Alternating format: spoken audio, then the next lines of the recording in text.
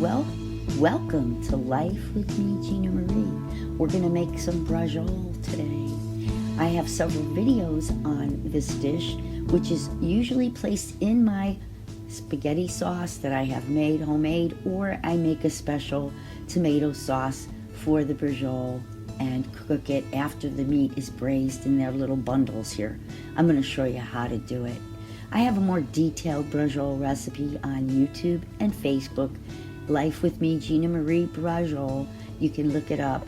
This is kind of a new quick version. I tried a couple of different things new. This time I used chopped garlic on top of my salt and pepper. We like a lot of pepper. I also used shaved Parmesan, cheese, a little bit of the seasoned breadcrumbs. Oops, a little onion powder there, I forgot. There we go, Braciole. Seasoned Italian seasoning, just a little bit to bind it a little when it all gets rolled up. I like fresh parsley on there, but you can use dry. Here's a whole egg, or you can crumble it.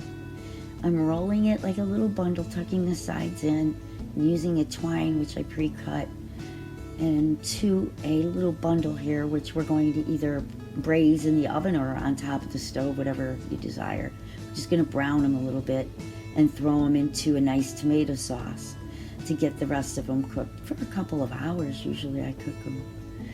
There you go, it's ready to go. And I'm going to put these in the refrigerator because tomorrow is my dinner party and I want them fresh out of the hot red fresh homemade tomato sauce. So I'm going to make them tomorrow, but I got everything ready, so the hard work is done today. I'm going to leave a couple of them without the egg because not everyone enjoys the egg inside. Bon appetit. Strive to be happy.